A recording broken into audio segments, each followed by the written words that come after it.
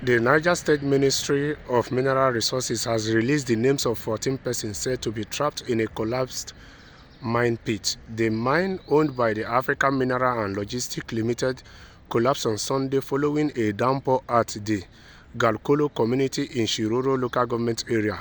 In a statement on Wednesday, the information minister of the ministry, DB Maureen, released the list in which she said the commissioner, Gaba Yahaya, highlighted the lack of compliance and synergy between the mining company's management director and the district head.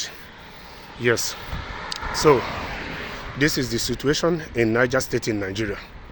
Now that on the side of the government, they have found out that the district head and this company, they did not abide by the rules and regulations. So that's aside. On the side of the government should leave the blame game at the moment. Help in ensuring that they get these 14 people out of this mining pit that collapsed due to the downpour on Sunday, because their loved ones are waiting to hear the good news, are waiting to see them come home so they can embrace them. That's one point. The second point is the government in the time being should equally endeavor to reach out to the family of these 14 people to encourage them in any way this government can do, to show them in this trying time that they are not alone. Yes, while the government try to encourage them, reach out to them in any way they can, the government should endeavor that when this issue has properly been handled, that these people have been rescued, the government should ensure that they implement a task force which will be monitoring the district heads and the companies to make sure both sides comply by the rules and regulations. And the government must equally ensure that these mines are secured for these miners or for these workers to be going inside there to go and mine or to work, because these people are going there to find their daily bread, to be able to bring something back home to their loved ones and their families. So the first obligation any government owes their people is to secure life and property. So the government of Niger State must do whatever it takes after this issue to see that he implements a task force. That's my opinion. The government can take it or leave it.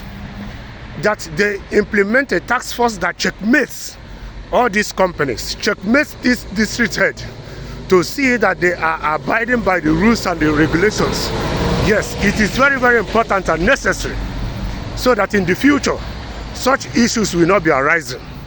Just imagine the trauma, the psychological effect, the emotional effect the families of these 14 people, their loved ones, their friends will be having, knowing that their loved ones, their family members, their friends are stuck in this pit. Just imagine the trauma alone, that they will be thinking, will they even make it out or not? That alone is not easy to handle. So the government should learn from this and take measures or take steps to make sure that in nearby future, such issues don't occur again. And if the companies are found guilty or district head, there should be a section of law that makes them to pay the penalty of not complying to the rules and regulations. Yes, even after this, the government must make sure that the district head and the companies that did not apply by these rules must be faced to face the penalty based on the law of Niger State. Yes, even if it warrants the Niger State government to make the penalty more stricter to deter people, they should do that. We are talking about human life. Yes, the life of Niger State people matters, and it's the duty of their government to protect their lives and their properties.